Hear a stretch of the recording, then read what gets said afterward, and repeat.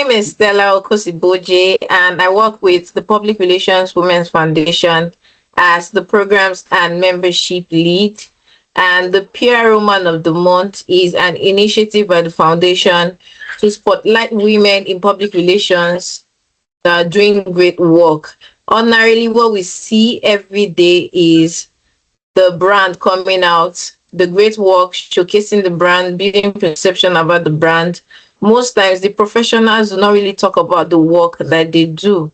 But we know that we have female professionals that are doing excellent work, and that is why we have the PR Woman of the Month, so that we can meet you and get to know more about you and more of your work. And other young practitioners that are coming up can go back to this video as a resource to get insights, and if they're having challenges in their career, they can refer back to this video and it will be a sort of support for them. So for this PR Woman of the Month, we are very excited and honored to have you, Miss Kobi. Thank you for accepting to be our PR Woman of the Month. And thank you for the opportunity to. Ms. Kobi is an internationally celebrated strategic communications and integrated marketing practitioner, AI prompt engineer, public diplomacy expert, and global PR thought leader whose work continues to shape narratives and elevate Africa's voice on the world stage. With over 18 years of experience across Africa and Europe, she has built a reputation for delivering high-impact communication strategies that drive visibility, influence, and institutional transformation.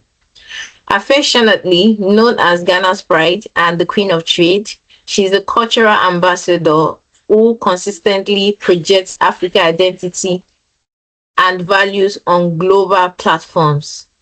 A certified project management consultant, she brings precision, innovation, and strategic clarity to complex multi-stakeholder initiatives. As Director of Corporate Affairs at the Ghana-India Kofi Annan Center of Excellence in ICT, she has significantly enhanced institutional visibility and strengthened global partnerships. Our transformative leadership at Ghana Post also redefined public trust and engagement. A respected global voice on climate communication, digital transformation, and misinformation. She continues to inspire a new generation of women to lead with authenticity and impact. Through her work, she continues to shape trust, influence systems, and drive transformation, redefining the impact of communication on a global stage. Once again, we are very excited to have you, Ms. Kobi. Thank you for doing us the honor.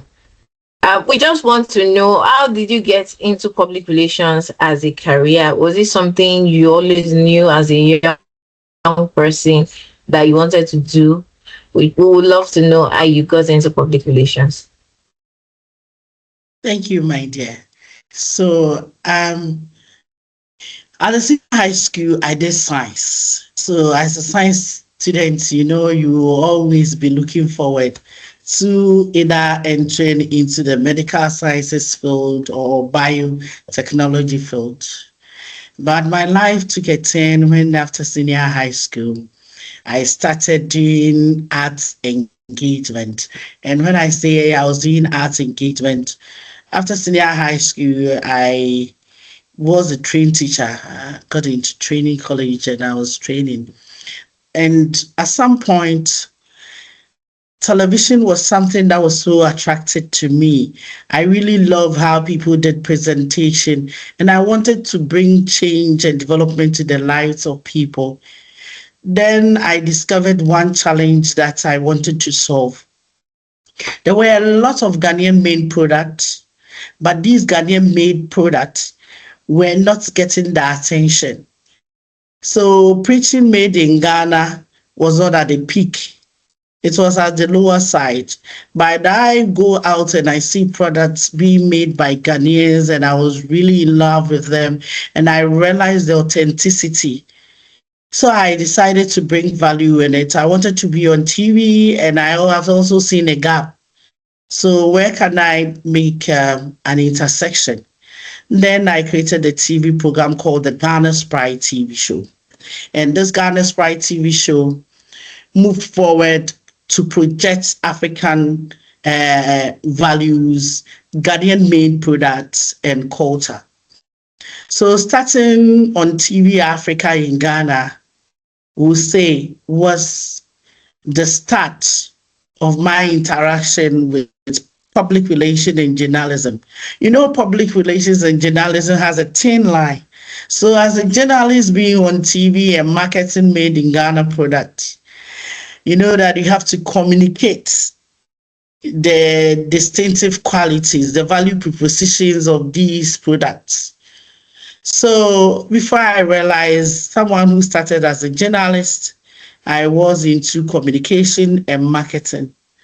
Then I decided to make it professional by taking education in that field and taking it up as a career. Really right. There's a thin line between journalism and public relations, and I would say that there are a lot of journalists that's transitioned from journalism into public relations, and they are doing really well. I'd like to know some PR and communications campaigns you've worked on during the course of your career. Okay.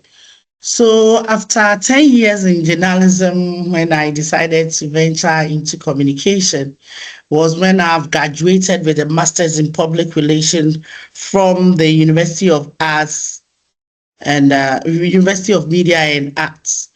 Now, when I completed, then it was GIG. When I completed, then I saw a vacancy as the nation's postal operator, Ghana Post. Ghana Post was looking for a head of corporate communication. And with all the certification I had acquired and still sitting on TV, I decided to do my best. So I went in. My first official public relation portfolio was at Ghana Post, where I headed the communication of the postal operator. It was interesting. You're talking about campaign. I would like to share some of the experience before I go into the specific campaign. So, as a lady journalist who have just joined public relations, I go over to join the postal operator of the country. That's the nation's postal courier operator, Ghana Post. And I realized that as an institution that have been operating for years, public relations was not something that was the core activity of the institution. And at that time, I was supposed to report to someone who just believed that as for PRs, they just have to do ad placement when there is vacancy. You know, when institutions have vacancy, then is a right or is something that they need to publish in the newspaper. So I was supposed to just publish in the newspaper. That is what the office I was going to head was noted for. So with my background in journalism, I started embarking on communication initiative that will help us gain public trust.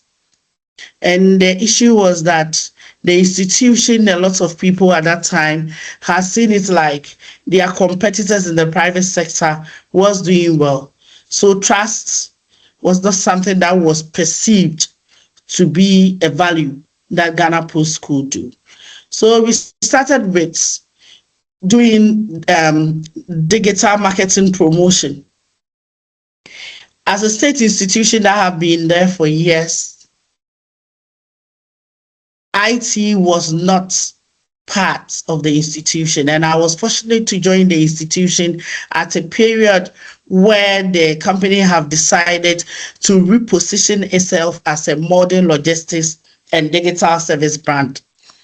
So the first campaign we did was to ensure that we appeal to the masses, especially the youths, because at that time, e-commerce also have been something that the youth have started engaging.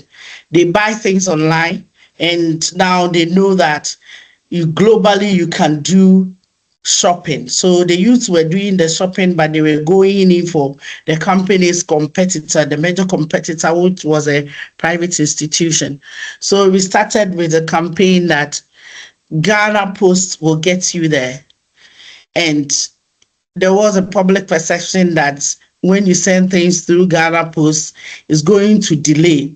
So we had to take a time to explain. We have so many kinds of services, the fast delivery, the slow mail delivery, and that you have the right to choose any. But many of our customers were choosing the slow mail because of the price. So Ghana Post will get you their campaign, push information about our operations, how competitive we are, why you don't have to choose our slow mail but choose our EMS service. And it was a very beautiful experience. At the end of that campaign, we got a lot of people changing their perception. You could get more than 40% of people improving in their public trust and perception. They could see that it's not like Ghana Post delays, but it's because when you go and you're thinking about costs and you choose something lower, then it will surely be a slow mail and your package will delay. Additionally, talking about my previous institution, Ghana Post, it was a period that the company itself had realized that technology is the future, and therefore the operation needs to be digitalized. And that period, I got a chance to lead our communication, to use 360 communication like radio, TV, newspaper, online, to engage with the public. And there's this one experience I want to share. I went to one of the regions, Ashanti region, in specifically in Kumasi, the capital of Ashanti region. And my dear sister, what happened was that I went on radio. I was being interviewed by one of Ghana's famous presenters, who at that time have been in radio presentation for over 20 years. I sat on radio with Kwame Adinkra, and when I mentioned my name and mentioned my designation, he said, for over 20 years that I've been a radio presenter, I don't ever remember saying that I'm interviewing or this is the PRO of Ghana Post. And he was right, because so that period, PROs of the Ghana Post are not allowed to go on radio. They even say it's like you don't have any business. If there's going to be communication, it's done by the managing director. But gradually we changed that perception. Also, Facebook wasn't something that the company was using, but the company decided to choose Facebook to get to the masses. And we got a lot of people having complaints, and a lot of them were solvable. But you see, we get to know through the Ghana Post will get their campaign that the channel to serve in their grievances was not exposed to them. So with us being everywhere on social media, I gave them the opportunity to reach out. Well, later I have to move on. I'm currently with Ghana India Kofi Annan Center of Excellence in ICT. One campaign that I also remember taking the lead that makes my heart grateful is the rebranding. The institution is called Kofi Annan's Ghana India Kofi Annan Center of Excellence in ICT. And we have another state institution with the same Kofi Annan. And you know what? They are located on a highway or a popular route, and they are under the Ministry of Defense, and they do university degrees. And we are a training center. So anytime we give directions to people to come to Ghana India Kofi Annan Center of Excellence, they end up at Kofi Annan Peacekeeping. So we sat down as a team took initiative to do rebranding. And currently we are called GIKs. In GIKs is still the short form of the Ghana India Kofi Annan Center of Excellence in ICT. Gladly now people know us. They know GIKs is just adjacent to the Parliament House. You go to some Vantage transportation stations and they've named our place as a bus stop. And we get in there. And I can imagine when the interviewer told you that this is the first time they are seeing a PR person for Ghana Post. Can imagine your surprise, because Yes. just imagine 20 years. You hadn't seen anyone represent wow, that was really but great work you've done, especially coming out to from creating social media pages for people to share their feedback, share their complaints, to actually creating trust and changing the perspective that people had for Ghana Post. I think that was a great one, because one of the biggest work for every PR manager or PR professional is changing the perspective that the public already has about a brand. It takes a lot of work. Yeah, and I can imagine the bottleneck in the public sector. Unlike the private sector, that decisions are quite direct. I can imagine the bottle and the process that you have to go through to get decisions and get approval. So it takes a lot of grit. Thank you. So I've seen that you've worked with very large organizations. So how do you collaborate with other teams or departments within these organizations to align PR strategies with the broader business goals? When you bring in that we need to do this, we need to do this, and other teams, they have their own objective. How do you effectively collaborate with other teams to ensure that the PR strategies are implemented for the organization's goal? Okay, so one strategy that I've always been using with my comms team is that the start of the year, instead of coming right on board with our communication, our strategic plan, we just ensure that we draw our strategic plan from the larger institution's organizational goal. Secondly, we take it upon ourselves to go into the other departments and speak to them. This year, what are the things that you want to do? What do you yourself want to achieve? My current institution, for instance, we have a consultancy department and an innovation department too. And the innovation department takes care of the various innovating initiatives that we bring. We have created the election management system. We've created a software that can test the viability of cocoa products and all that. So at the start of the year, we go to the various 5 departments, take time to discuss with them what they are looking forward to achieve within the year.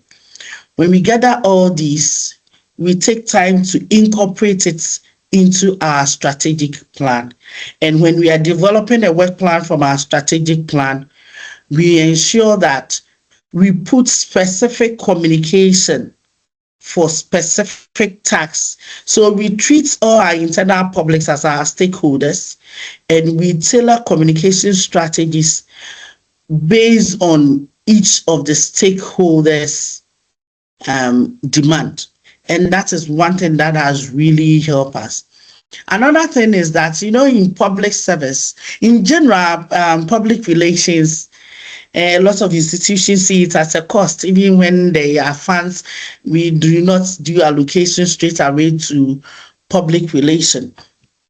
So what we do also is that when we see any of the department doing an initiative that they should have involved public relations and they did not do, we don't get angry.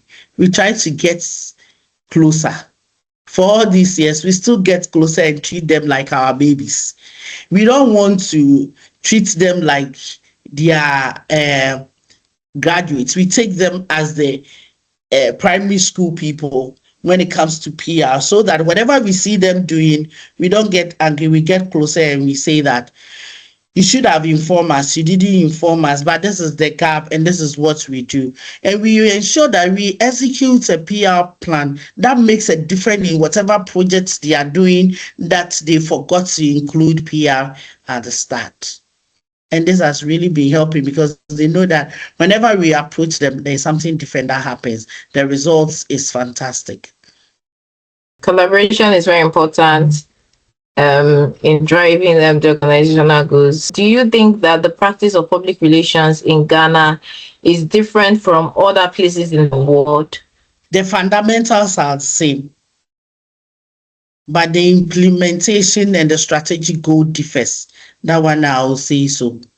Why? Because when there is crisis, the fundamental is that you need to identify the crisis itself, see who or what you need to communicate, and that cuts across everywhere. But you see, in certain countries, when there are crises, you can just treat. We have presidents in this world that some of them, when they treat, it's just like they have held a press conference. But in countries like Ghana, the president may tweet, and people may even think that he is not being forthcoming with that specific message. They want to see it in a press release and possibly in a press conference by a sector minister before they want to see the president tweet to make it okay. So yes, our practices are different. Additionally, when you look at the tools that we use, Ghana is advancing in data technology, but there are other countries that are not advanced, that if you have an issue and you even go and post on Facebook, in other countries, maybe it will take time for the entire country to pick it up. But in Ghana now, you post on Facebook and it's everywhere. Likewise, in other in countries, you may prefer for an institution to do official communications only on LinkedIn, and the entire country will be abreast with it. So I think that the practice is different. Yeah. The fundamentals are the same, but the strategies and the implementation are different. Even in Ghana, I can say that in we have 16 regions. The practice of communication in some regions may differ from others. There are some people or some communities that if you have a campaign to execute, you can sit on radio, TV, once you say it is done.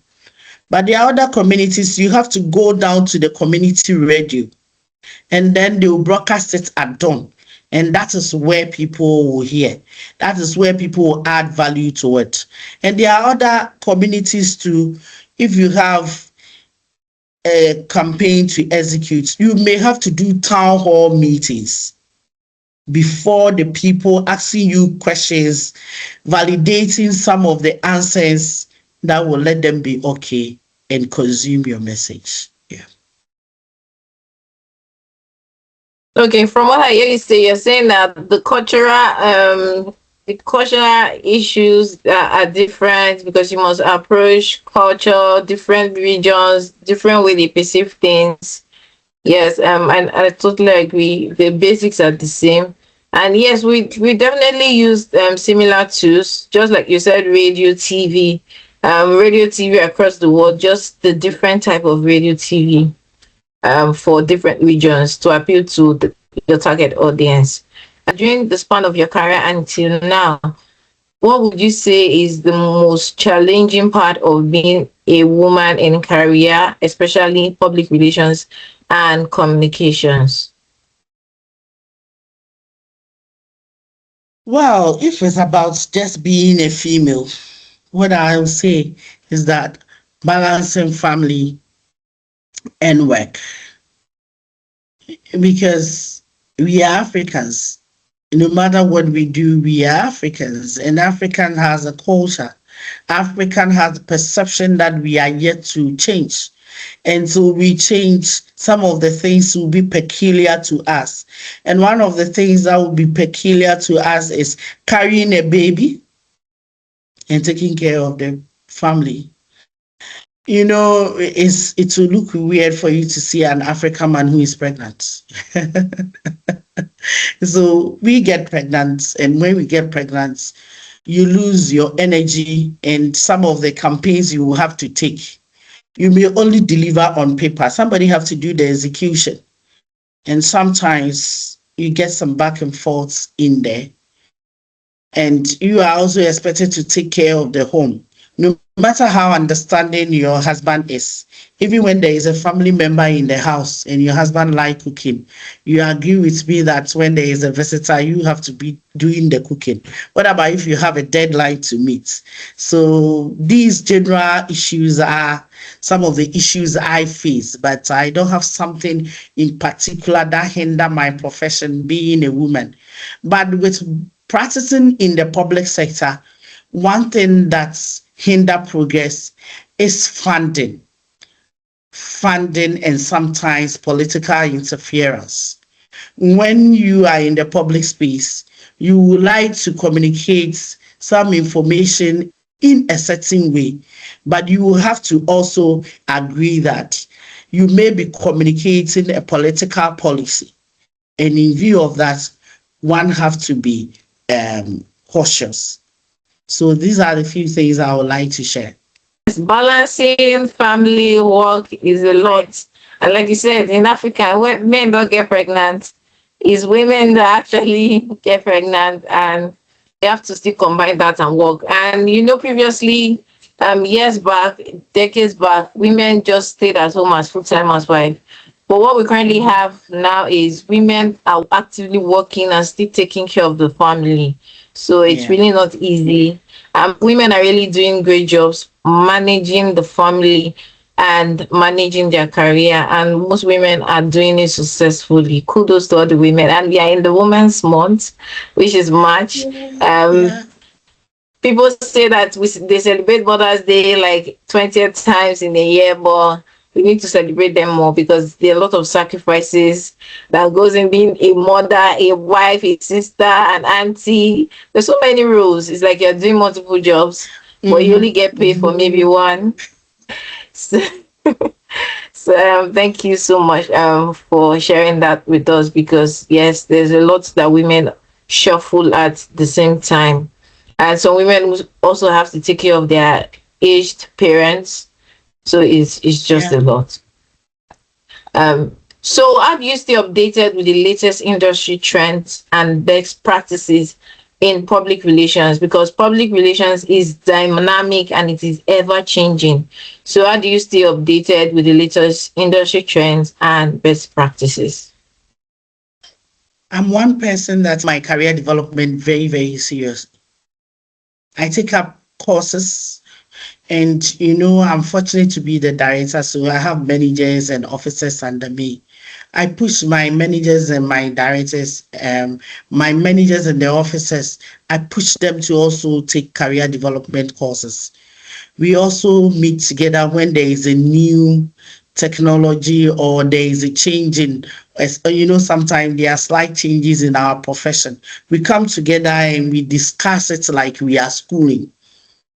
I have the belief, and gradually my team adopts that. We all share a belief that it's better we disgrace ourselves in-house than to go outside and disgrace ourselves. So we take our career development seriously. We also engage with our peers through professional platforms. If you are part of our department, you are supposed to be in at least one professional platform. You should belong to one professional platform, and you should be actively really involved in the professional activities. This helps us to get industry trends. And we are fortunate to be practicing currently in an ICT institution. So we look at tools that will help us to get insights and first-hand information about what is trending. And when we realize that there is a new tool or there is a new development and we don't know, we make sure that we spend time to learn. We start by one person of the group to learn and come and lecture the rest of us to understand and put it into practice. This has really helped us in making sure that we stay abreast with time and industry trends don't lead whilst we don't follow. Okay.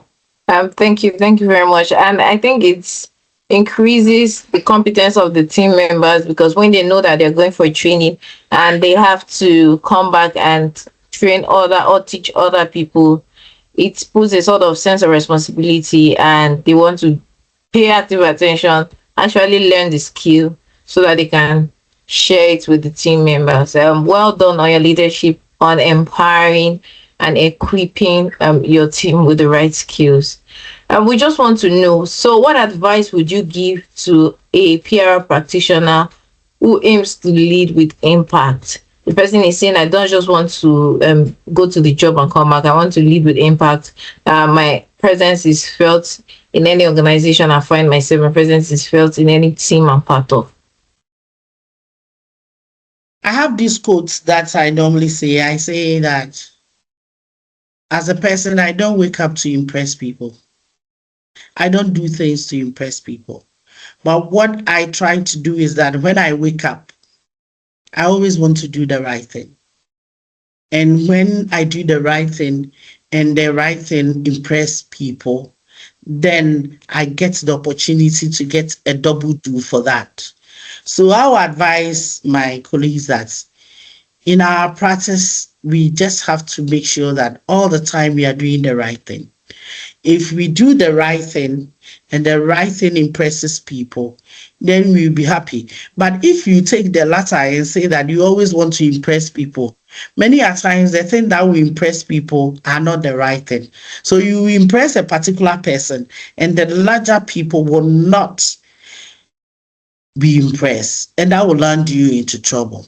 And specifically for my colleagues who are in the public sector, I will say that our day-to-day activity, we can say that ethics is not a convenience. You need courage to do ethical communication when you are in the public sector. But we have to ensure that all the time we balance competing expectation with fairness and we remain grounded.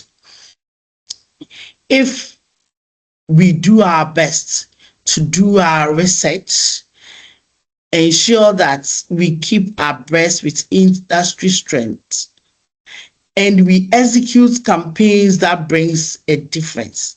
Even if we lack funds, and the little funds that we get, we execute campaigns that makes a difference. At least people will appreciate. It may not be today. If we are not appreciated today, what about generations to come? Our practice today should be a testament for the next generation to practice PR with ease. I'm looking for a period where we will not come back to say PR is a cost, but we will say PR is the heart of an institution. And in the boardroom, everyone will be ensuring that there is a PR person in the boardroom.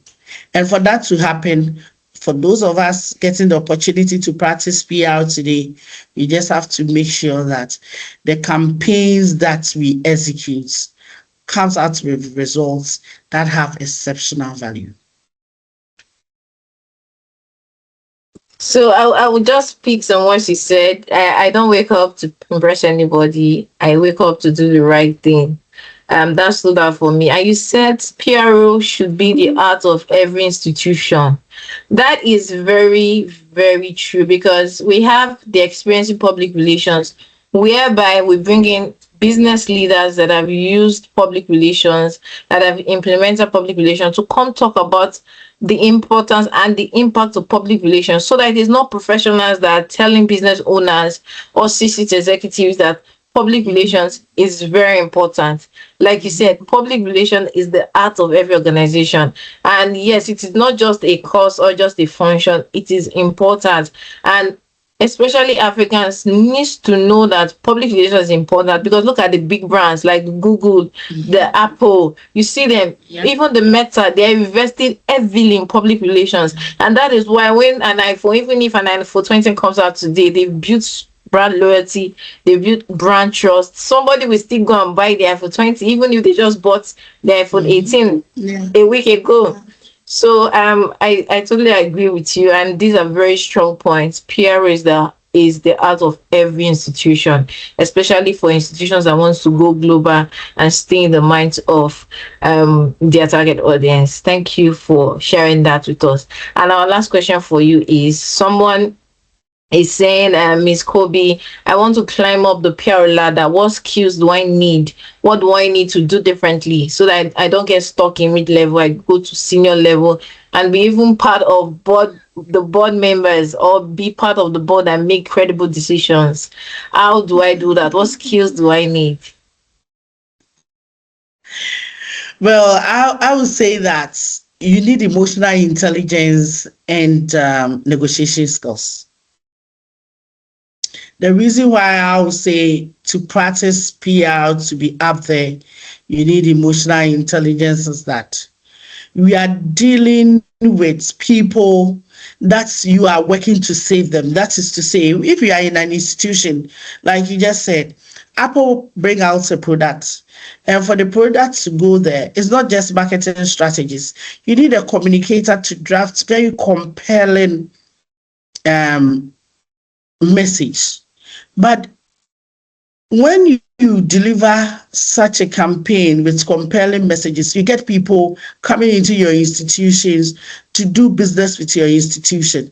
So it's like you save the people, but they are the people that you need to justify why you want to save them. You are doing PR, there is a crisis, and your boss wants to go and just say something. And you know what he will say will rather deepen the crisis. And you need to take time to explain to him or her why he should not go out there to say that. And you are saving him, he's not understanding. If you don't have emotional intelligence, you just leave him and just say, what can come. You understand? So we need to get emotional intelligence, and with negotiation skills, even in the PR space, if it's not your institution and you're speaking to people, the message should resonate with them. You should appeal to their conscience. If you don't have a strategic approach to negotiate with people on issues of PR, there is a probability that you may have a good message, but the language you may use may not be something that will encourage them to listen. So I would say that regardless skills, we all need to practice with emotional intelligence and negotiation skills. When, as communicators, we learn more on how to negotiate, everything we will do will appeal almost everyone, even the one who doesn't like public relations. We need emotional intelligence and negotiation skills. So if you are very shy and you don't know how to negotiate, it is very good to start building your negotiation skills so that you can easily transition into senior level. Thank you so much, Matt. This conversation has been really insightful, and I believe that anyone that watches it will learn more than a thing or two. So that is all the questions we have for you today. Do you have any last words for us? Um, Before I thank you for the opportunity, I think I would also like to touch on something briefly regarding AI. You know, I work with um, an ICT institution, and PR practice is at a point where some are even contemplating if AI is something that will help us, or is something that is essential for all of us to see. I will end by telling my colleagues that anytime we get the opportunity to use AI or to learn about AI, we should do that, because currently AI is something that is ready and readily available to support us. And if you don't use AI now, AI will leave you behind. So, what is the difference? Do we just use AI in our practice and doesn't come with any value? We can add value to it. Using it is not a problem, but I will just say that we have to add value by humanizing the AI things that we get. For us as Africans, we have culture, we have language, we like social issues, and these are some things that AI cannot judge. So if you use AI, maybe you are using it to ensure that it makes your work easier, or it gives you a broad analysis of a campaign or an issue happening. And when we get the broad analysis, let's take our time, humanize it, make it more personal. And we should keep in mind, AI doesn't have sympathy and empathy. We do. So we should use it, because now, even if we want to check sentiments across thousands of online conversations, as individuals, we can't do it. But AI tools can help us do it. Let's use it to reshape our communication. All right, thank you. There's a popular saying that says AI will not take our jobs. It will only take the jobs of people that refuse to use it in their job to make it better. Thank you very much for sharing that. And there's ongoing free tutorials on how professionals can implement AI in their work. So for media monitoring that is done every morning, an AI can be used to help do that. Even create a presentation that you can share with stakeholders instead of looking for it one the traditional way. So yes, AI is very important, and there are active conversations for more professionals to implement AI in their work, but we should not neglect the human part of it, which is humanizing our work, so it doesn't sound machine generated and too static. Thank you very much, ma. Thank you so much. And once again, thank you for the opportunity. All right, thank you. Do enjoy the rest of your day, ma. Thank you. Yes, ma'am.